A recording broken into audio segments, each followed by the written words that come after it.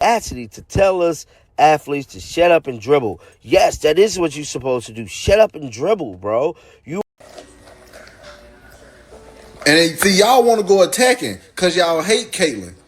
And I'm going to play the clip here in a minute. But as you guys can see, somebody said, look like a flop to me, a flop. And the young talking to the media or whatnot, her next week and beyond. Yeah, I think just continue to play the way we've been playing. I think for us, once again, it's like 8 game in a row that she scored at least 10 points, passing a record from Tamika. So I guess especially just like the longevity, the confidence. I mean, Kelsey's awesome. She shows up every single day and she gives us everything she has. And I think, you know, just how long she's been. This video opens by comparing what happened between Chelsea Gray and Caitlin Clark to the Alyssa Thomas incident a few weeks earlier. And I want to slow down right here before we go any further, because the two situations are not actually the same. Thomas's contact was reviewed and upgraded to a flagrant 2 with a suspension. Gray's play was also reviewed by officials for a possible hostile act, and the review upheld the original call, a common foul on Clark, not on Gray. That distinction matters for everything that follows. Caitlin Clark should not obey physics. When she flagrantly fouls, she is supposed to not take physicality, go where physics would dictate she goes. Somebody said, look like a flop to me, a flop. And the young lady got hit in the chest. Yep, she ain't getting touched at all. Get out of here, bro. Look at this. People saying that Caitlin Clark did not get touched. Somebody else said they let offensive players lower their shoulders in this new WNBA and NBA era. It was right there live yet. Here's Chelsea Gray's actual quote, in full context. She posted a screenshot of a message she received after the game and wrote, "People act like we just make this up, and the audacity to tell us as athletes to shut up and dribble." That phrase wasn't Gray being dismissive of anyone. It was part of a message directed at her that, according to her own account, also included a racial slur. That's a real person disclosing real racist abuse, and it deserves to be treated as exactly that, not brushed off as playing victim. She stated, this was a message I received after our game versus Indy yesterday. People act like we just make this ish up, and the audacity to tell us athletes to shut up and dribble. Yes, that is what you're supposed to do. Shut up and dribble, bro. You are a public figure. You are somebody that comes on TV, make millions of dollars now. Everybody receive hate mail and hate stuff. I promise you I do on a daily. Now, she did not once mention what she did. Let me play this video for you guys so you can have some clarity in exactly what Chelsea. This video includes a breakdown clip trying to explain the physiology of a liver shot, to argue Clark's reaction proves she took a devastating blow. I'll be straight with you. That's a lot of dramatic packaging for a play that officials reviewed in real time and didn't escalate. Real medical explanations for combat sports liver shots don't automatically transfer onto a basketball elbow to the midsection during a drive, and stacking that kind of language on top of a common foul is exactly how a routine basketball play gets inflated into something it wasn't ruled to be. Exact thing 2 weeks ago. Yes, she did, bro. And created a whole firestorm about it. Now, I've been seeing people say that it was a basketball play, but there is a video I'm going to show you guys in this video of someone breaking down exactly what happened to Caitlin Clark, the exact way it went down, because I'm here to tell you, I thought she got hit in the ribs. The framing here, it's getting that bad with these assaults on Caitlin Clark, is worth pushing back on directly.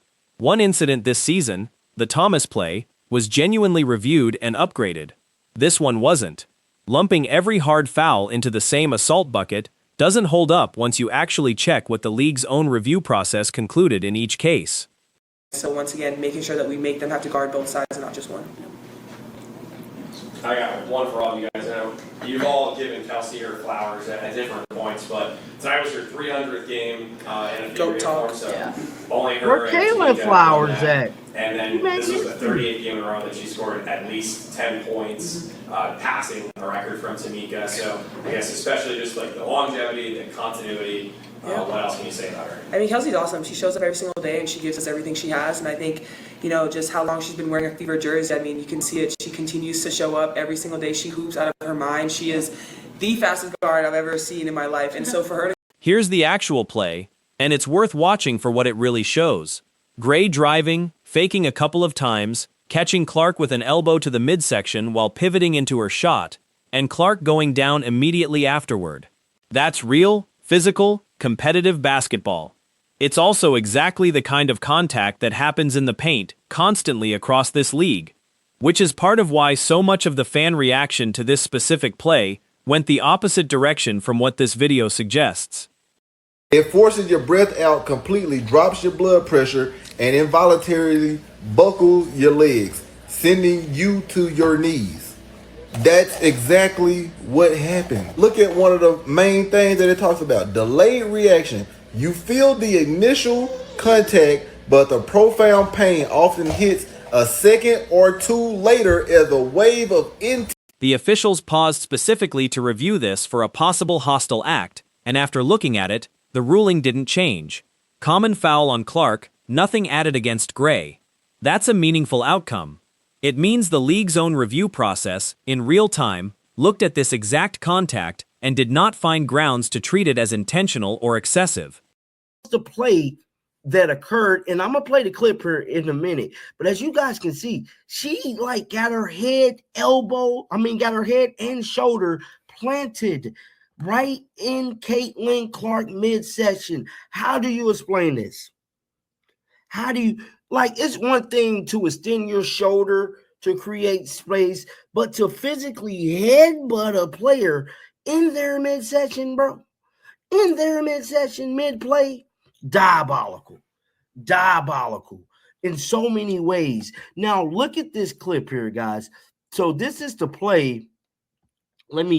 A lot of the reaction to this play, from actual fans and mainstream sports outlets, not just this video, went toward criticizing Clark for what looked like an exaggerated response, with plenty of people calling it the most obvious flop of the 1BA season. I'm not saying that take is definitely right either. Athletes absorb real contact that doesn't always look dramatic on replay, but it's the far more common read of this specific play than the near broken rib framing being pushed here. To shut up and dribble. Yes, that is what you're supposed to do. Shut up and dribble, bro. You are a public figure. You are somebody that comes on TV, make millions of dollars now. Everybody receives hate mail and hate stuff. I promise you, I do on a daily.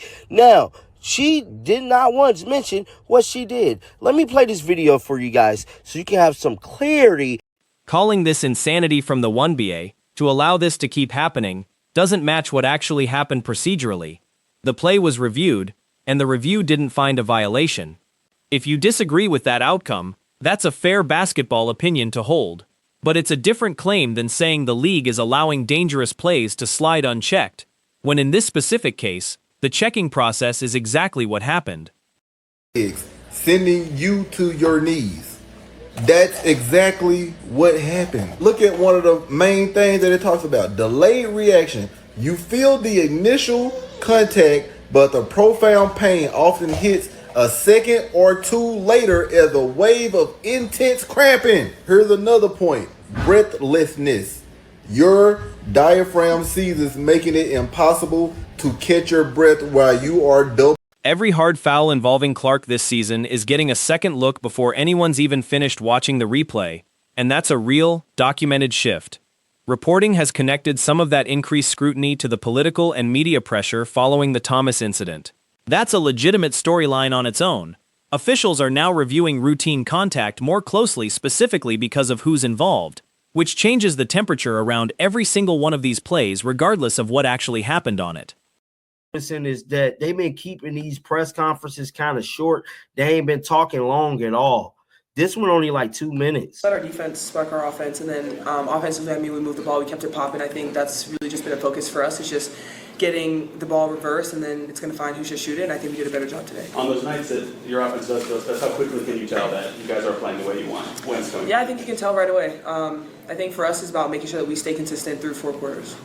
Sophie, that you were on fire today, obviously. When did you feel like you had it going and sustaining it the whole game can be hard? No, I think that's what it is to be a pro, is just to stay ready. When you have megastars on your team, you know they're going to... Away from the foul debate entirely, the Fever actually had a strong night. Sophie Cunningham and Aaliyah Boston both spoke afterward about the team's ball movement and defensive focus fueling a big offensive performance. That's the part of this game that deserves more attention than it's getting. Indiana beat a very good Las Vegas team by 34 points. That often hits with a slight delay. A slight delay. It forces your breath out completely, drops your blood pressure, and involuntarily buckles your legs, sending you to your knees. That's exactly what happened. Look at one of the main things that it talks about. Stephanie White's real postgame comments focused on the team holding Las Vegas to 39% shooting after they'd shot nearly 52% in the first half. That's a legitimate, well-earned defensive story from this game, and it's a much bigger factor in the final score than any single elbow in the second quarter. We continue to grow into. And to either of you, just how can you take this momentum into next week and beyond? Yeah, I think just continue to play the way we've been playing. I think for us, once again, it's like that defensive intensity, getting stops, letting that fuel our offense. We want to play fast. We want to get the ball up. We want to get quick threes in transition. So for us, just make sure we lock in. I know we have the Valks next, and so for us, they like to play fast. They like to defend. And on a purely positive note, that got buried under all the foul discourse, this was Kelsey Mitchell's 300th career game, and her 38th straight game scoring at least 10 points, breaking a franchise record. That's a genuinely impressive milestone for a player who doesn't always get the spotlight, and it deserved better than getting drowned out by a manufactured controversy over a routine foul call. So we didn't see, and look at her face. Look at her face after. So from the footage, so that shot was shot by either a courtside reporter or somebody there, because we did not see that angle on TV. I don't see anything after the foul. Look, Caitlin Clark is on the ground, bro. On the ground. Now, we all seen her on the ground after that play. And I just thought she was mad because of the call. And she didn't want to explode on the referee. Come to find out, she probably damn near broke a rib, bro.